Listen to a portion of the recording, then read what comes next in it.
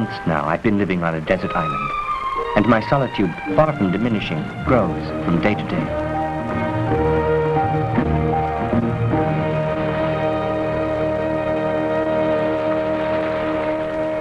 I can't bear being imprisoned by the sea any longer, even on this hospitable island where I live comfortably.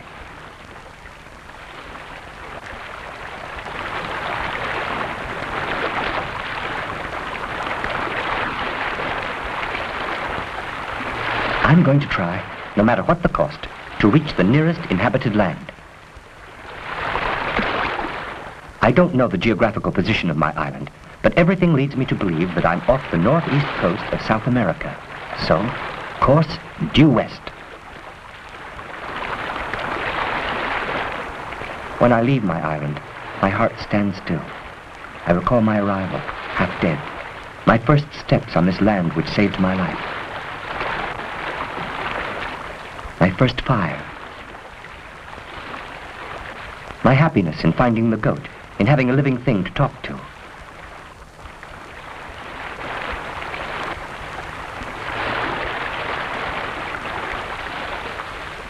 And all the other joys which the island afforded me.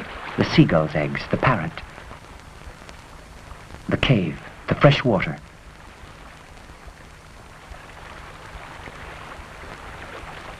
Even the wreck which a fortunate current drifted close to shore.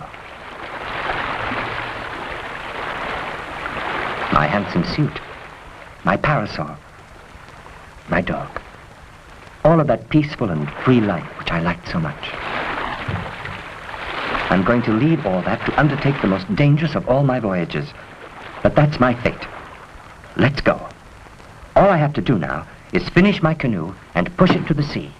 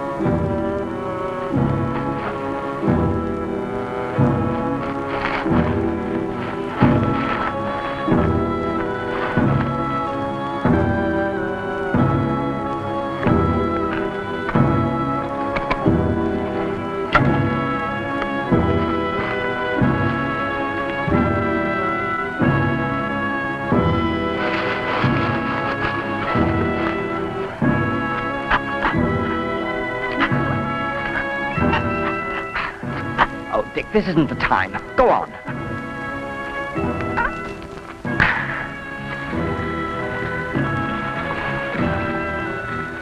Don't you think it's heavy enough? Get out. Out of there. Get out.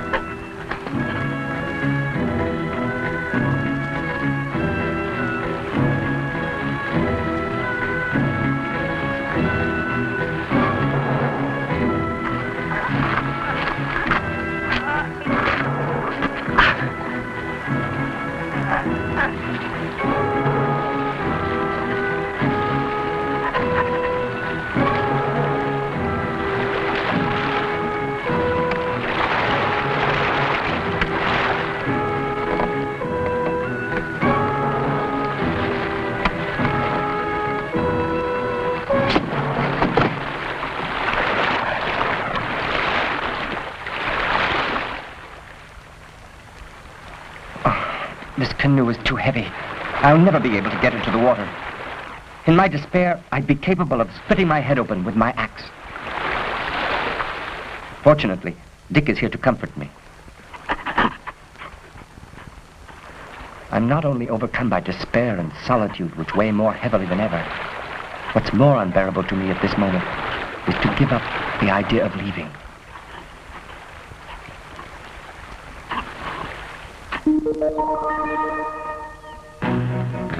Even in Brazil, where I was rich and happy, I secretly suffered because I was chained to my plantation.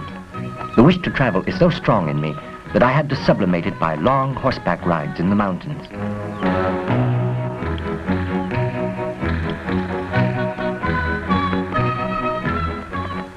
A short time after the conversation I had had with my neighbor, my servant announced that 3 gentlemen were calling. I immediately guessed the object of the visit. But I pretended I didn't know anything about it, and I let them talk.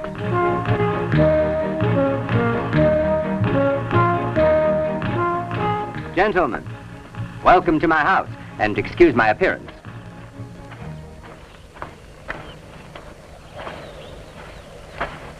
Please, sit down. We've been waiting for you, Signor Robinson. We've come here to discuss a matter of great importance with you. It's about a project that we would like to submit to you. By all means. It's a very delicate matter. You can trust me.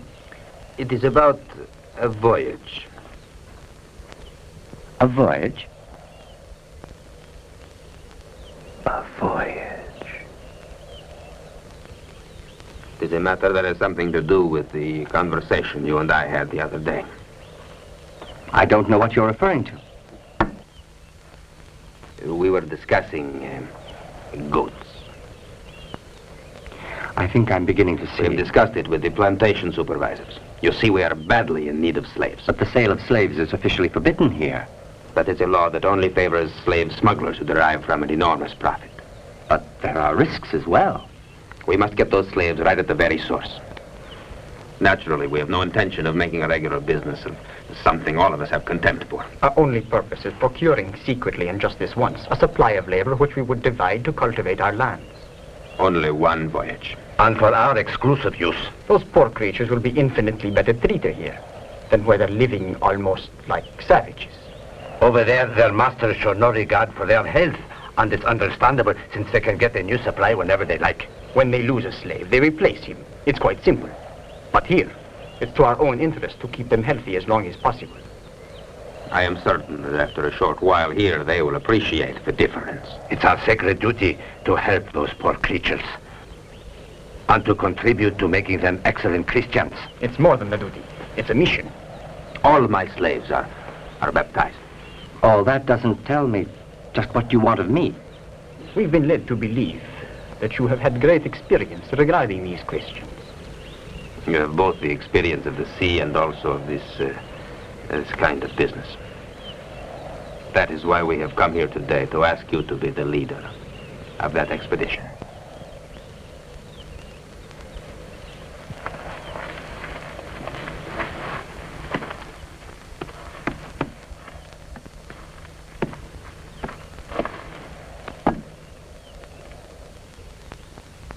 It's very dangerous. You're not a man who shrinks before any danger. You flatter me. But just the same, you mentioned there'd be certain risks. Barely. You won't be required to advance any money. And as for outfitting our ship, we will take care of it. And besides, your share of the cargo will be as large as ours. Do you accept? It's impossible. I don't want to leave my plantation now. My fields are just developing. During your absence, we will take care of your land. We will look after your harvests. We give you our word of honor. We'll take as good care of them as of ours. And we are prepared to swear to that in writing.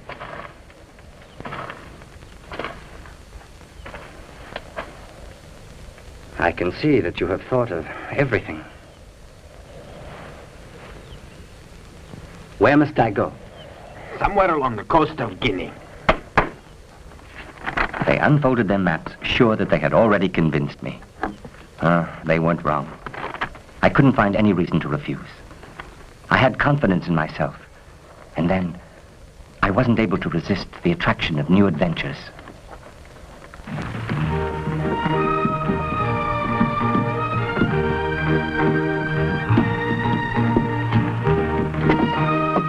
Esmerelda is a good ship. We'll be happy with her. It's not a terribly big ship. No, about 120 tons. She has a crew of 14 men, and yourself. And her arsenal? 6 cannons in fine condition, 10 muskets, a good supply of powder. All you will need in case of trouble.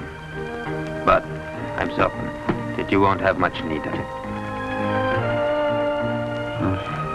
I wish I was as certain as you. We get down to the hold through here. They're loading the cargo now. Everything you will possibly need to use as barter.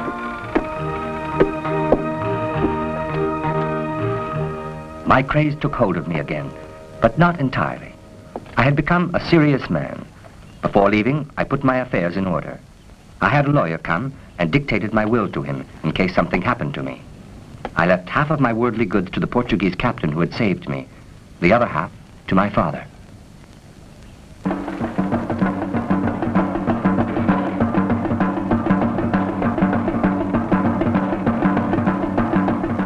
The ship was called the Esmerelda.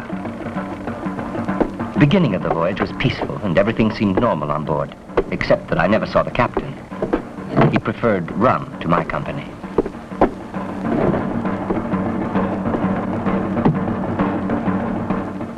An Englishman has too much respect for the privacy of others to be offended by this.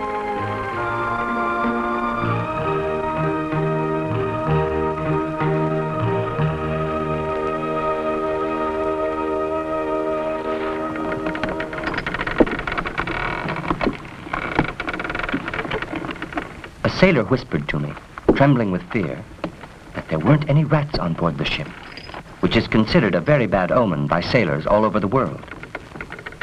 Although not unduly disturbed, I went to visit the hold, where I found chains installed for slaves. But no rats. Not a single one. I congratulated myself for not being superstitious.